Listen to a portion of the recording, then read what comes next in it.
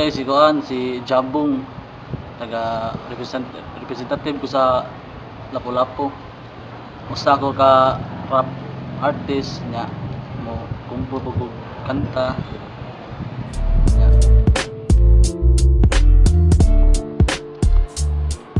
Una gid akong perform aning mag-rap nako kay actually sa eskwelahan yun nag-extra mi nya hantod nga sige migsuwat ni akong kagrupo akong kauban sa Lapu-Lapu signature nga si Slowburn kay kami gyud duha wala pa si Innocent Loco kay mo lang hantod nga nakunik mi sa BPL nga gi-invite mi nga pa-performon mi dito sa kuan sa 20 Osminia katong concert pa ako sa Barug Visayas bitaw nga tong bahin sa atong tungod sa earthquake dito sa kuan Bohol nga salamat mo kadto kay kana lagi kay nakatungtong mi dito sa stage nakakanta mi sa daghang mga tao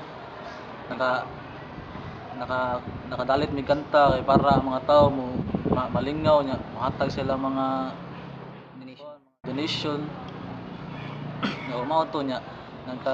salamat to mi ni MC Ray kay di po tungod niya dili may mga paano to mga kanta dito kay yung kanang ipa-perform namin niya dito nga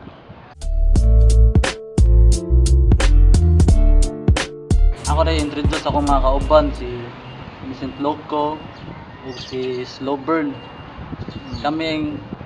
representative sa Lapu-Lapu kay kami ang ako kanang nag-base mi sa kuan sa Lapu-Lapu nya kami ang mo pabuhi sa mga hip hop dito sa Lapu-Lapu gitawag dinig Lapu-Lapu signature among grupo kay taga Lapu-Lapu magid mi nya gusto namo nga mapakita namo among talento sa pag-rap ba dito sa Lapu-Lapu para pud makaingnon pud lang uban nga naa day mga rapper mga hip hop dito sa Lapu-Lapu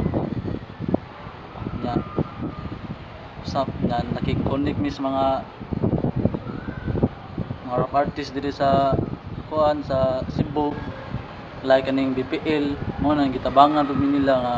musaka amo kuan nga musika pud mi nga kani among grupo nga Lapu-Lapu signature na mi maabot nga next step sa BPL Records na ang itawag ni siya kuan title ni siya Love Letter nya